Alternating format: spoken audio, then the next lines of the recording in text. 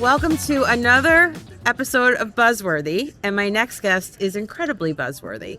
I'm honored to sit down with Bruce Belfiore, CEO of BenchmarkPortal. Bruce, welcome. Thank you. Thank you very much. Did you say buzzworthy or buzzed? Buzz. Okay, buzzworthy. Buzz. Okay, Bees, yes. Buzz, Hive. You must see the theme by now. I do, 2 yes. days with I me, do. you must see a theme by I now. do see the theme. You spent a and month I with me appreciate one the night theme. Yes. in Boston, right? Yeah, yes. How's the day been?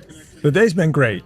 The day has really been a lot of fun and very informative. I've been able to talk to a lot of people.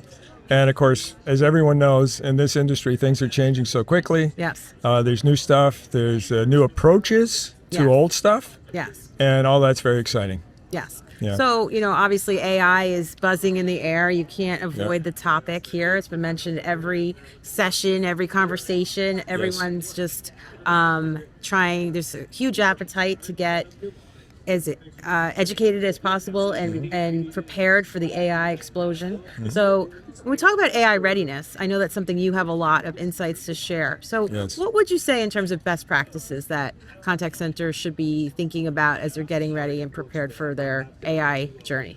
Okay, yeah, and I'm an assistant scoutmaster, and one of the things is be prepared. But be prepared actually means doing stuff. It's not just mental preparedness, but it's also sort of having a plan and carrying through on it. And I think that's absolutely true in the contact center context. And so in terms of being prepared for AI, there's being prepared for it coming, and then it's being prepared for doing. Mm-hmm. And for its coming, you just need to keep yourself informed by using the resources that you find, and they're free resources, fortunately, on the internet, et cetera, and also picking the brains of any advisors or any vendors that you have about what's coming and what you should have your eyes open for. Mm-hmm. And then being prepared in terms of doing. If you are going to actually do an implementation, then be really careful about what you pick to implement about, what the topic is, and then planning it out really well to a great level of detail, including change management. So I'm going to stop there because I could just keep going on, but I'll let you ask more questions. There's a little bit to unpack there. So talk to me about how at Benchmark you're working with clients to get the data queued up, cleaned up, at the ready, how you are, going side by side in a consultative approach to work with clients to get them ready. Okay. Because I know, we talk about be prepared, and the scouts, they got to pack those supplies. So when I think about the supplies, I've got the first aid kit, I've got the food, I've got the tents, maybe packing that polenta you were talking about yesterday. That's right. So tell me a little bit about where you start when you start with a client, getting them ready. Okay, so in terms of getting them ready, a lot of it has to do with knowing the client. And in most cases, we already know the client from having done some essentials, which are the traditional, like I call it, but the usual benchmarking of their center, looking at key performance metrics that in any event are extremely important to know and to unpack. And so doing the benchmarking plus the other discovery that we do gives you the insights into the findings, the recommendations that you need to make for the client.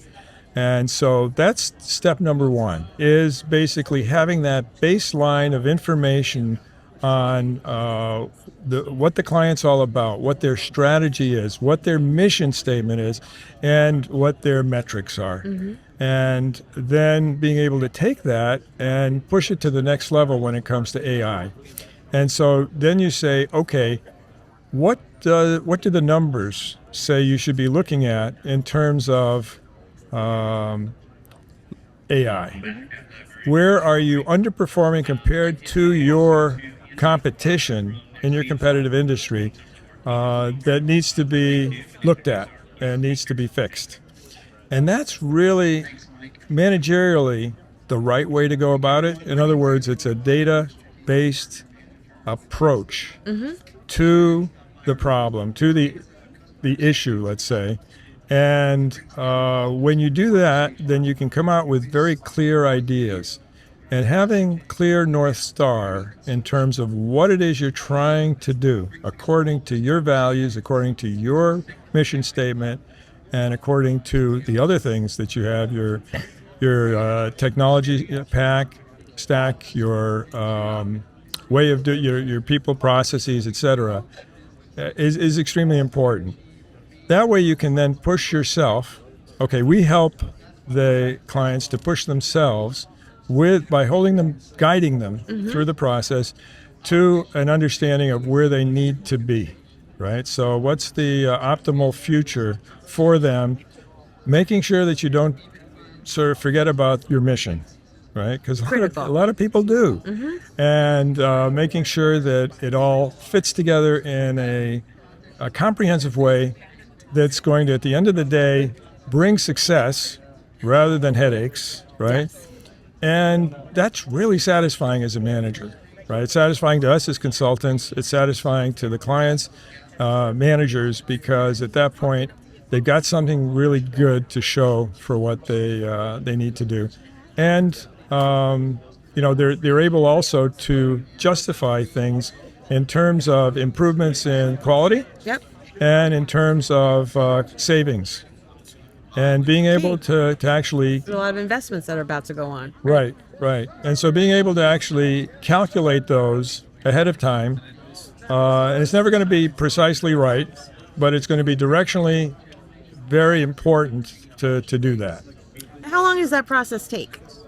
The process, a lot really depends on the client's ability to come up with information.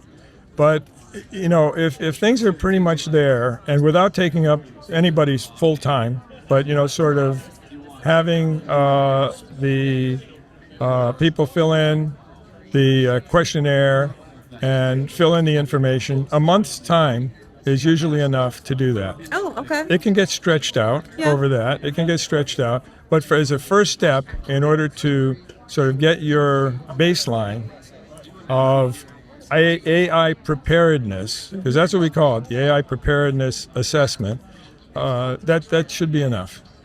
I was hoping you were going to say 30 days, because there's a big 30 theme that surrounds you. 30 days. There's 30 days, and you're also this year celebrating a milestone of 30 years of BenchmarkPortal. Yes. So congratulations on that incredibly special milestone. Thank you very much. Thank you very much. And I always like to say thank you to people who helped us right there at the beginning.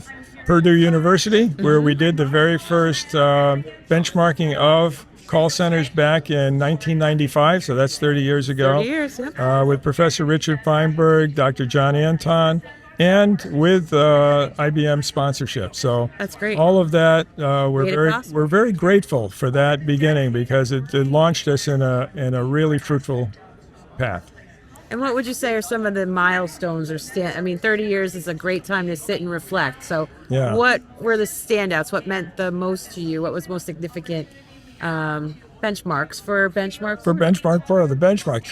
Actually, some of the benchmarks were those things where we expanded our offering to become even more useful to our clients. Okay. So there's the benchmarking. Like? Well, the benchmarking obviously was extremely important in and of itself. Then I came looking at the benchmarking and listening to the clients and realizing that, okay, now we were able to show people where they weren't doing well, what should they do about it?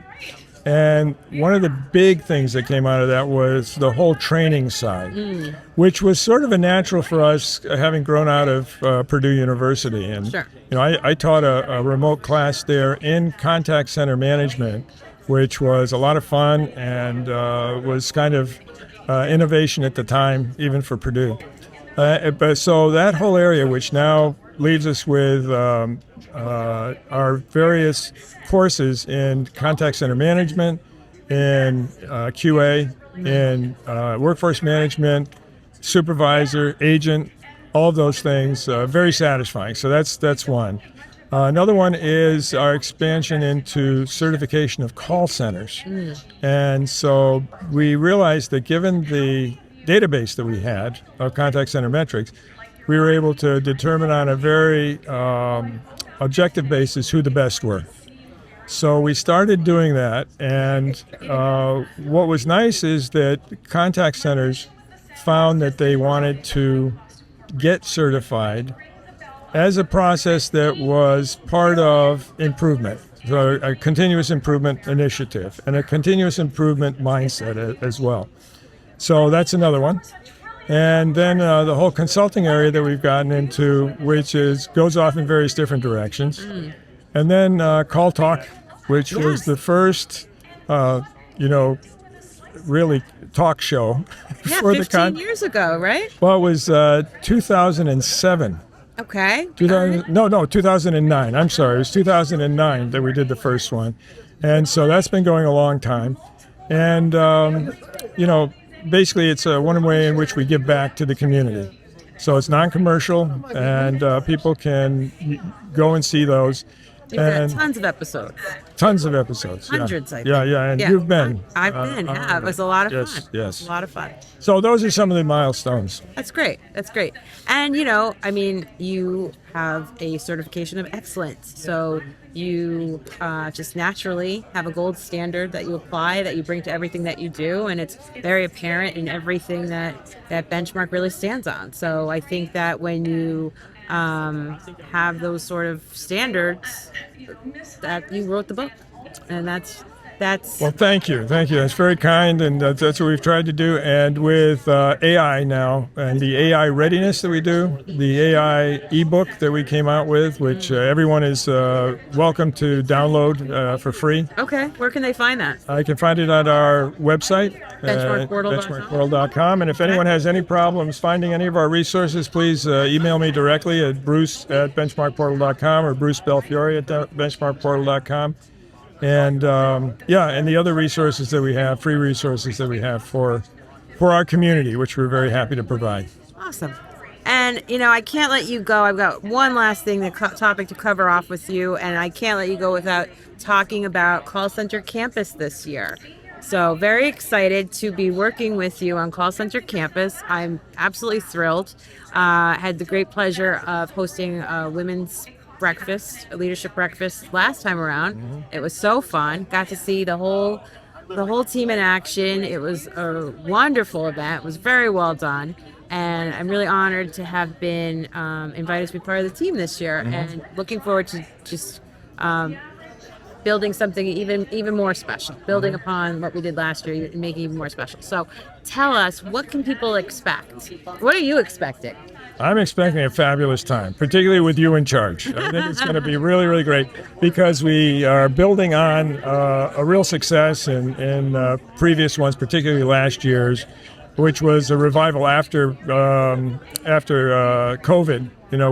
We'd taken a hiatus there for a while. So 2019 was the last one. 2018, 2019, yeah, somewhere around there. Right. Yeah. It's about 5 years. Okay. Right. And so it went really well last year. The combination of new material, basically thought leadership kind of material, as well as people interacting with each other. And actually, you were a huge part of that, because you were at the breakfast, you got things going, and one of the things you did not do was to take up the whole time talking to people. You said, okay, here's some things that are probably interesting to you, or bothering you, or a challenge for you, and of course you know what those things are. Talk to each other about it, and we formed the little groups, and people just came out of that buzzing. I mean, they could have stayed in that room probably all day, but that carried over to the rest. And we're going to do the same thing this year. We're going to make sure that nobody feels alone, which oftentimes you can in some of the big events. Nobody's going to feel alone. Everybody's going to feel part of it, and we're going to want everybody to really come away with takeaways that are going to make a difference in their contact center, going to make themselves happy that they came, and going to make their bosses happy that they signed off on it. Well, I think, and thank you for saying that, because that is really my love. So people come to these events to learn, but we also come to network, and it's a very special community. It's the biggest industry with the smallest community, and I think that's what people really want. And it's awkward to walk into a room full of strangers, right? And it's to have the opportunity to talk to your peers who are in the exact same situations that you are in, and to understand how they solved a challenge, and to walk away with ideas that may not even cost anything. They're all budget conscious. May not even cost anything. May just be a little tweak or something that they can just walk out and I love to leave people with. You're going to walk into your office the very next day and be able to make this change. And I think that's impactful, and I think that's empowering, and I think that they want to talk, and it drops the veil a little bit. And I think creating an atmosphere where people feel comfortable is really key and really critical, because I want people to feel that it's approachable. Like, this is why we're here. Let's get to know each other over this wonderful 3 days that we have together. Right. And I think that's there's a conversation that needs to be happening right now with all of this happening, because everybody here is the perfect solution for you. Right. That's not true, obviously. Right. And everyone's trying to run at you as quick as they can with the right solution. I think people have to have that conversation, that trust, that ecosystem that is truly built with the brands, with leaders like yourself, with consultants, with technology vendors, and really come up with the right plan, but also internally have the team primed and ready with the buy-in that's serious, that knows what they're looking for, and is covering all the bases. This is a big, big change and a big shift, and it's not going to go anywhere. And it's got to be built correctly out of the gate. And one of the things that you brought up is the fact that we need to have sort of birds of a feather groups. Yes. So this is important too in terms of feeling that you have a cohort rather than being there on your own or with a small group of your own. And we encourage people to come with their teams or with their colleagues, because you can sort of double down on the amount that's learned that way. But we want to make sure, and basically we attract people from all of the various industry sectors, including nonprofits and governments and education, as well as all the industry sectors. And it's very exciting. It's very exciting, both when they talk to each other and when there's cross-fertilization among the various silos. So, And what level of attendee? VPs, directors, managers, supervisors, what level of attendee do you typically see? Generally speaking, we have the people who are managers, VPs, directors, etc. Anybody who's responsible for contact center management will get something out of this. Great. And then there will be some people who come to the supervisor course the first day who will stay on, and that's fine too, because they're oftentimes people who are very motivated to continue on and to go up. But mainly those people at that level, decision makers, or people who are heavily influencing decisions, and it can make a difference. Perfect. Yeah. All right. And that's going to be, we have paparazzi here taking pictures of us at this booth. Right? I love it. I don't know where to look first. We have, there's nothing worse than a picture and you're not smiling. Okay. We have October 22nd through the 24th. Yes. Yeah. Austin, Texas. Yes. University of Texas at the UC Commons.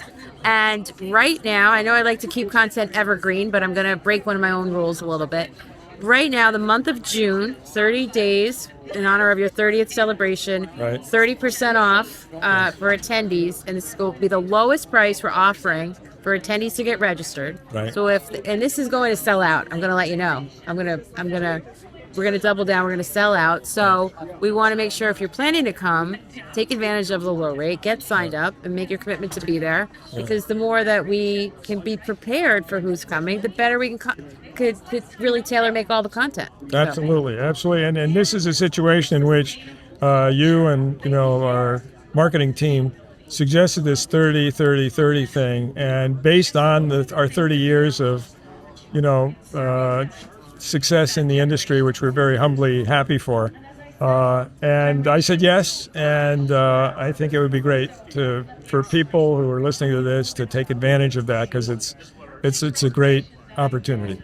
Well, I love a good theme. I won't lie. So 30-30-30, and the theme of the entire event is Unleash Your Inner CX Rockstar. Right. So rockstars only need to apply. Yeah, and if you're not a rock star before, don't let it scare you away. You'll leave as a rock star with all the tools and information insights you're going to learn. And you've said you want me to basically do a routine where I play Bruce Springsteen, correct?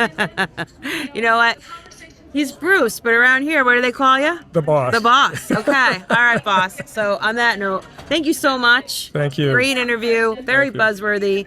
Join us in Austin. We're gonna have a great time. If you can obviously tell, there's a buzz is gonna be there. We're gonna have a great time. So thank you, Bruce. Okay. Thank you. All right. Bye-bye. And oh, by the way, do I look at you? Do I look at her?